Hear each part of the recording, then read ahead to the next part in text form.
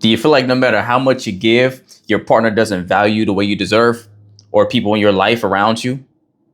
See, so often we think the way to get someone to appreciate us more is by pulling away, playing hard to get, making them jealous, things like that. But in reality, the reason why they're not valuing you has nothing to do with them and everything to do with how you're showing up. So I'm going to break down for you right now how to get them to value you without needing to play games. And Lord knows I never condone playing games. You should never get to a space of doing something that is not authentic to who you are. Because when you're playing a game, that's exactly what it is. It's fictitious in a way. It's you putting on. You're intentionally doing this thing that goes outside of what's organic for you to try to get a result from the other person. It's petty, it's immature, and it's ineffective, ultimately, right? Yeah, you can get a short-term result and get someone to play into your game, but long-term wise, it winds up becoming unhealthy patterns that gets you non-sustainable results that doesn't equate into a healthy relationship. And it's just something disingenuous about it. If I have to play a game with you as my partner or as a loved one in my life in order to get you to appreciate me, then you're not the right person to be in my life actively the way I would like you to be. So the first thing you have to stop doing in how you're showing up is over giving without reciprocity. If you're always the one initiating, accommodating, making the sacrifices, right? Then they get to a place where they subconsciously start to take you for granted because there's no standard, right, set. Whatever they do goes for you, and you're going to still give and do the most for them without any expectation in return. Now, don't get me wrong here. You're not supposed to go do and give love out of what you expect to get back, right? You give it freely, but you should also give in respect to what someone actually has earned. It's like going to a buffet where there's an abundance of food, but the quality of it is not top tier versus a rare specialty meal with a steak or whatever the case is, to where it has a lot more value because of its rarity, because of the scarcity of it.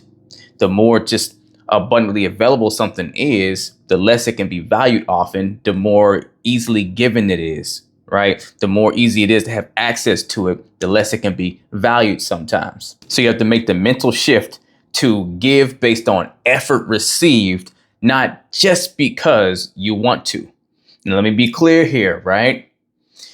That doesn't mean you have to start trying to not pour love into someone or give love or operate in a loving way because they're struggling to. Sometimes what gets someone through a negative space to start offering you the love you deserve is by you loving on them through their difficult space of being in a negative space and all that, right? If they matter enough to you and if they're worth it, right? But there's different levels of the effort you put into giving that love based off of what they're earning or what is deserving from you. So the best way to think about this is not a tit for tat, right? It's not a, I'm being petty. I'm only going to do this much for you if I see you doing this much for me, right? Lead by example, be the example, but ask yourself, what am I inspired to do here, right? If my partner is appreciating me to some level, some degree, and I see they're putting the effort in, then okay, maybe I'm inspired to go ahead and do a little more. Maybe I'm already in a position of growth to where it's more natural for me to go this extra mile that they're not ready or haven't built the muscle to do just yet. Versus I'm not seeing any effort in them at all. And I feel like I'm just doing and just being this person for them, and they're not taking the same consideration in return towards me. Then now when that's the case, you have to ask yourself, what's inspiring you to want to keep pouring into them at the level in which you would like them to pour into you, right? If they're not ever giving you anything to be inspired by, to want to offer that level of effort that you're putting in. Maybe you dial it down and you still show love and you put some efforts into them, but appropriate to where you actually feel motivated to do so based off of their influence, right? And whatever they're not influencing you to do, you don't have to, harp on that and beat them up for that, but you just recognize, hey, I'm going to appreciate, right? Appreciation for what you do to show appreciation to me. And this is what it inspires me to do for you or do towards you. And versus I'm not going to have expectation of what you should be doing in order to give you any of me, right? To where I start playing hard to get or pulling back intentionally. No, don't suppress who you are to try to win this game.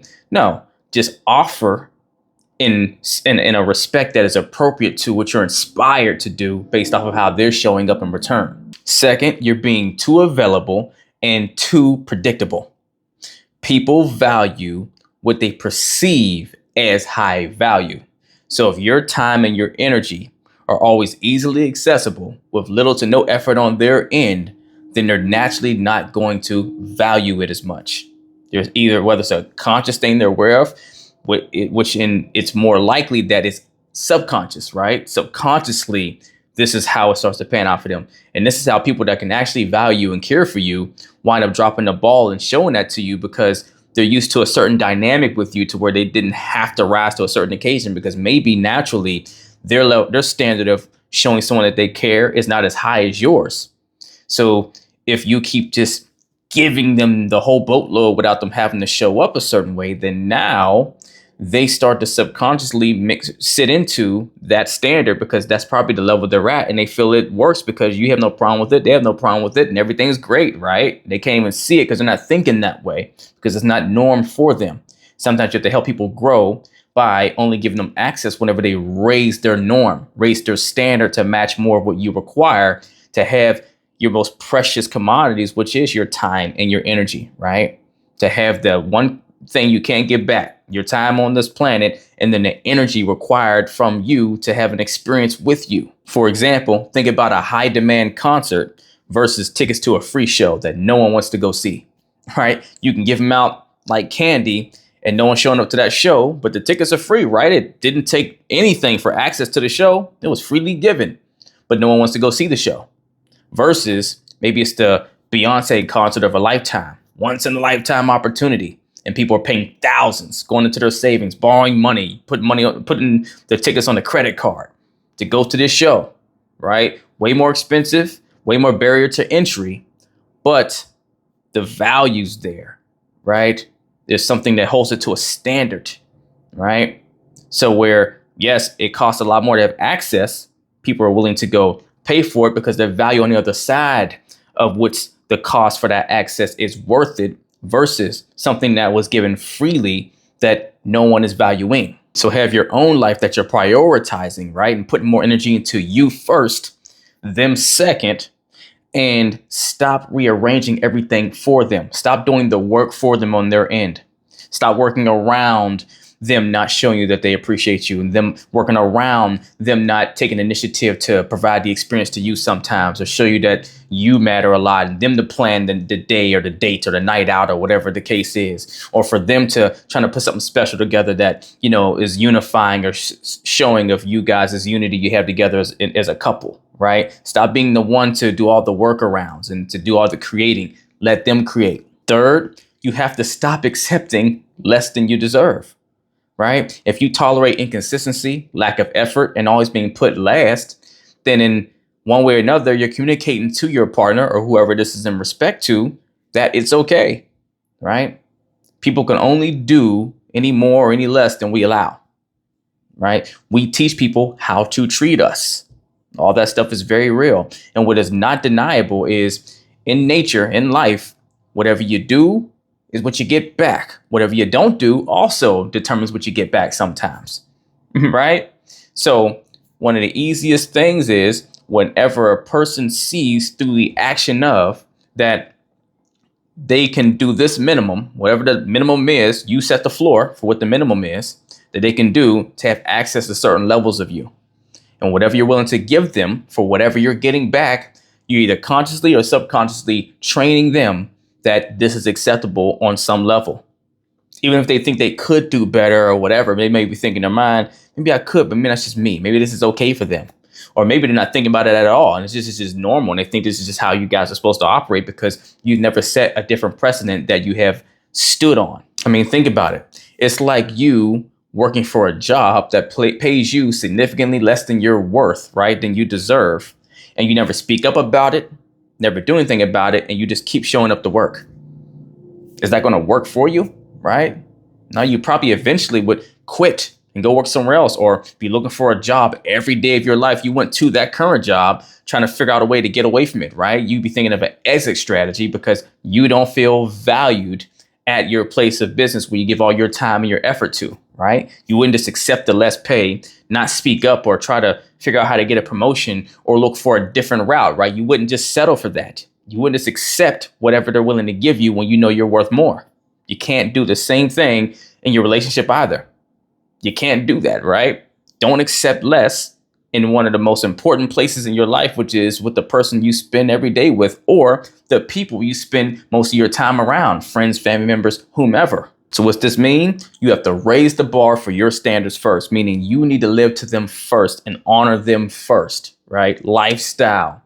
Then you need to set your standards with your partner or the people in your life second, right? Meaning communicate.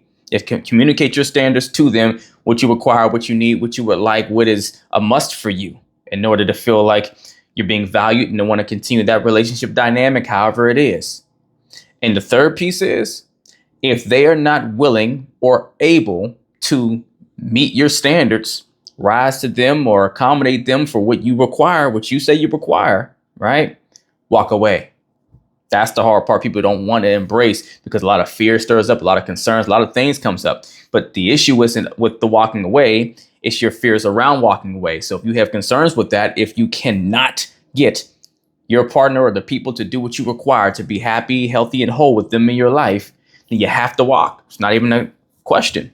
It's just a matter of what's in your way to walking away to do what's most serving for you and ultimately for them. Because if they're not going to value you, they need to learn the lesson of what happens, the repercussion of not valuing you properly, right? They need to learn that. Now, I will say this. You also can't set a standard that you're not willing to live at in return to the people in your life or your partner, right? You can't not be willing to try to help meet their needs, their standards in a healthy, serving way if you are looking for them to meet it for you, right? You have to show up the way you want people to show up.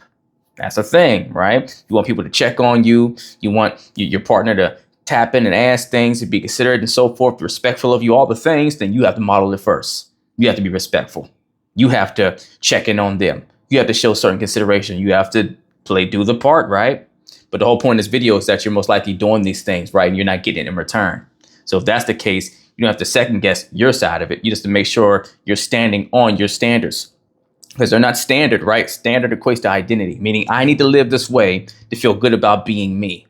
This is the way I feel like life has to be for me to feel good about me, healthy, happy, whole.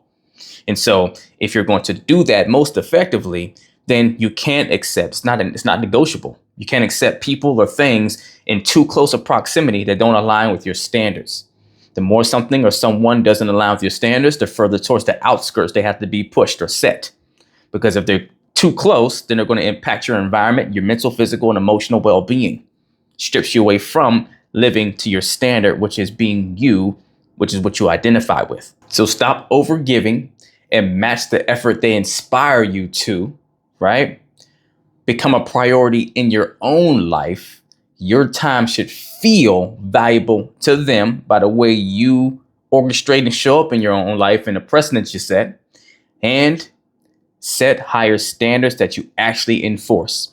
Meaning, if someone's not willing or able to match your standards at the level you require for the level of access they would like from you, then you remove them from your life in that way, or you walk away altogether, whichever makes the most sense towards being healthiest for you and ultimately for them as well. If you need help with shifting the way you show up in your relationship so that you can start to be appreciated and valued the way that you should be by your partner or anyone else in your life for that matter, email or DM me the word coaching and we will get to work as long as you're truly ready to put that work in.